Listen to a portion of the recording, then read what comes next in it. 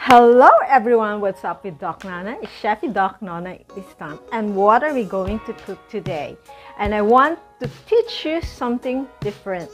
At medyo excited ako dito. Bakit? Kasi gagawa tayo ng rellenong talong. Ang palaman niya is shiitake mushroom. You know, I'm really actually concentrating on mushrooms nowadays because it's a replacement for your protein. And not only that, it's very healthy. Actually, if you research that, it helps you relieve your insomnia. For those people who have difficulty sleeping, it does help. You know? So, and other kinds of ailments, marami siyang benefits. No? So, this time, I'm gonna make a rellenong talong with this mushroom, no? And again, with an Italian twist. So, let's do it! So, ito na yung ingredients. Ilan pa lang ito, hindi lahat ito napapakita. As we go along sa pagluluto, makikita ninyo. So, ito, kailangan natin ng talong. Binalatan ko na yung talong. Okay? And then, kailangan natin ng shiitake mushroom. Ini-slice na yan. And then, binabad ko na rin sa water. Dried siya yung nabili ko. And then, we also need garlic. Crushed garlic. Siyempre, gagamit tayo ng bell pepper. Kung meron kayong green and yellow, mas maganda. Kailangan onion spring, red and white onion. And then, of course, diced tomato. Okay?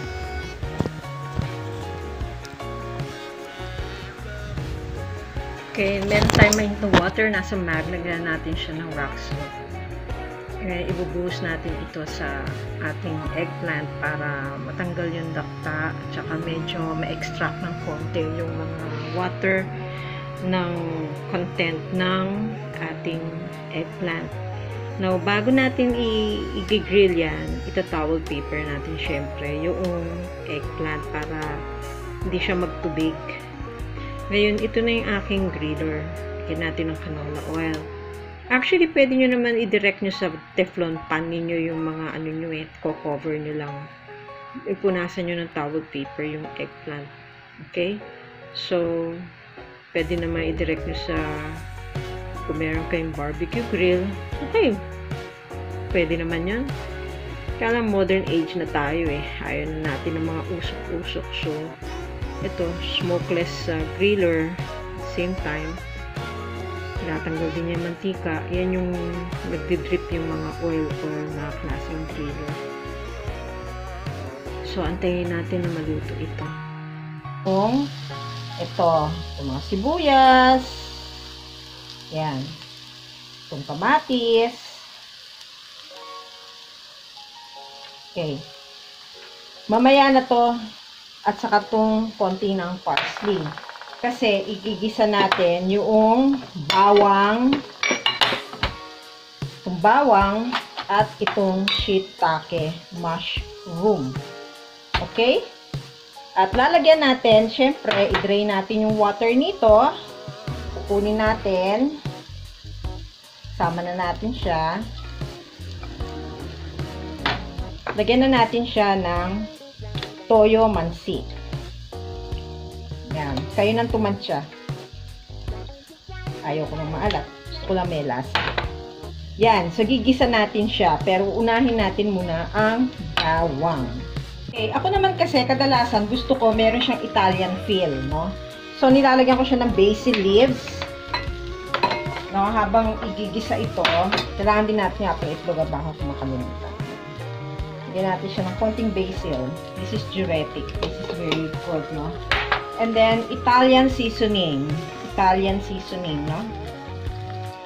Para maiba yung lasa. Hindi siya Pinoy na Pinoy, no? Yan. Yung mga gusto magtayo ng mga malilit na kitchen restaurant, may pakasusya, ganyan. Kailangan natin ng itlog. Depende sa daing ng itlog na gusto ninyo. Kung ilang relleno ang gusto nyo gawin. Sabagay, tatlo lang naman yan. Pero gusto ko malaki yung yung serving niya. So, dalawa lang muna, no?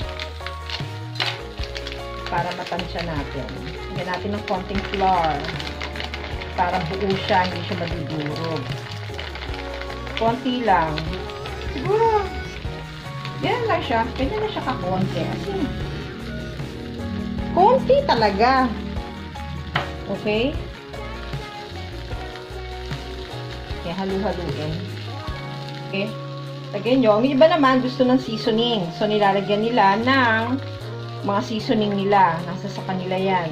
Gusto nila na magic lisa, magic seasoning, o ano man seasoning pinaglalagay nyo dyan, no? Ako, simple lang. Salt and pepper.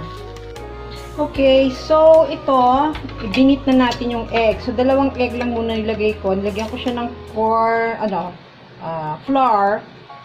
And, lalagyan natin siya ng banana ketchup. Okay? Tansya-tansyahin nyo na lang. Imbis na naglalagay ka ng mga asin or paminta, at least yan, may taste na siya. So, parang timplado na siya.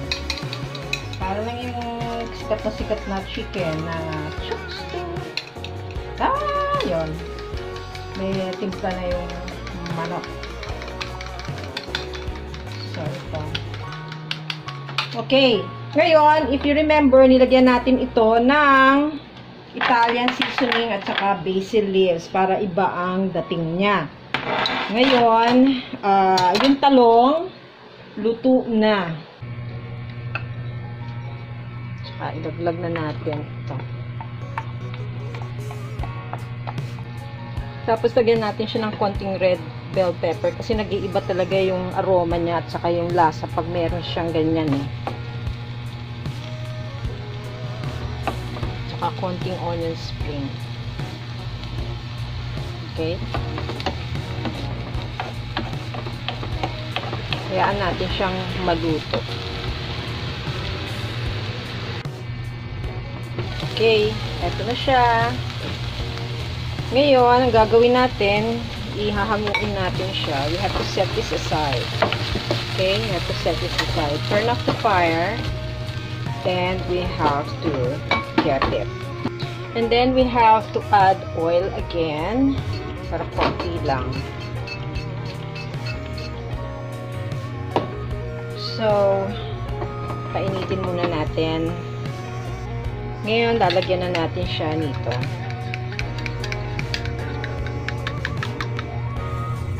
Okay. Kalahati lang. Ngayon, habang niluluto natin yan, ilalagay na natin yung konting red bell pepper at konting onion spring. Okay? And then, so ito na. Ikutin lang natin.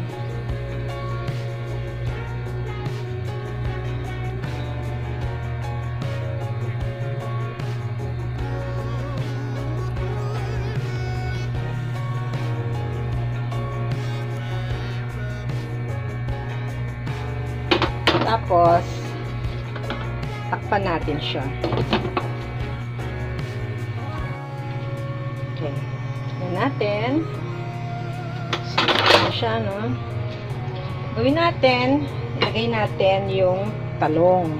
Okay, dito sa isang side. Yan. Tapos, ilalagyan natin siya ng palaman. Okay? Lahanin nyo, 3 yung ginawa nating talong. So, gagawin natin para maluto yung loob. Okay?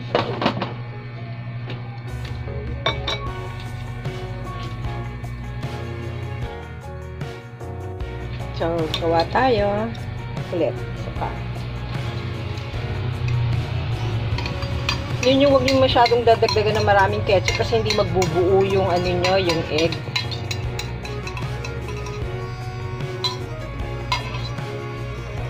Pag feel nyo parang nadudurog yung egg, dagdagan nyo na lang yung ano, itlog. Tsaka flour.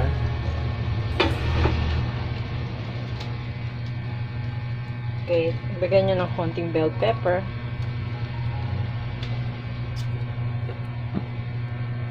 konting onion spring.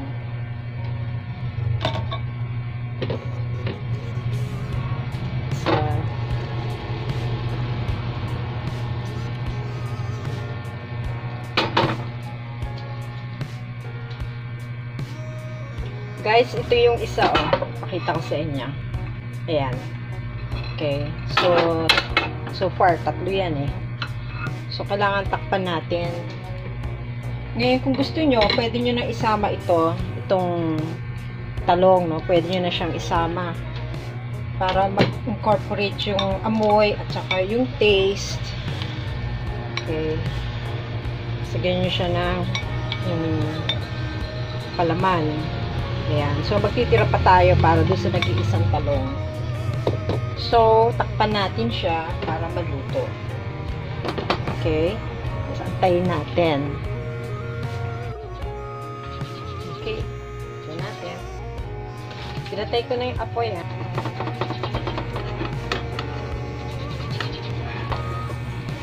Okay.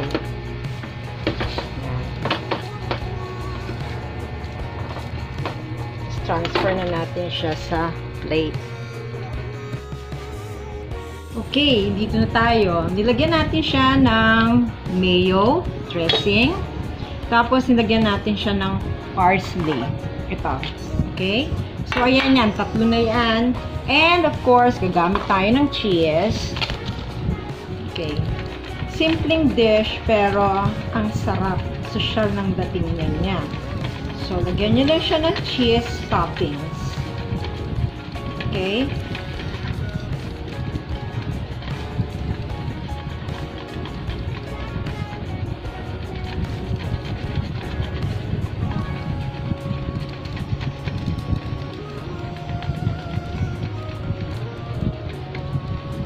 Alam mo, magregalo lang kayo ng ganito. Kahit sa isang tub lang. Alam mo, ang sarap. Masaya siyang tignan at saka masarap siya. And very healthy and delicious. Ayan na siya. Okay. Hi, I'm back here now. You've seen how it is being done. And I hope you do this at home. Kung feel ninyo, kung type niyo siya. And you can add more. Kasi nga, ang ingredients ko, medyo kulang kasi hindi ako basta yung sinasadya ko na gano'n ang gagawin ko. Kasi nga, ang ginagawa ko dito, kung ano yung ingredient na nandyan, yun ang ginagawan ko ng paraan. At yun ang sinishare ko sa inyo.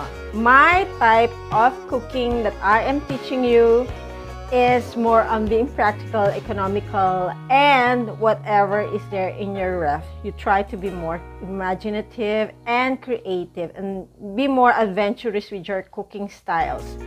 So, this is very nice and I have good feedbacks. Shinare ko na rin itong food na to and number one fan ko is my mom. So, okay na. Masaya na ako doon. And it's very healthy.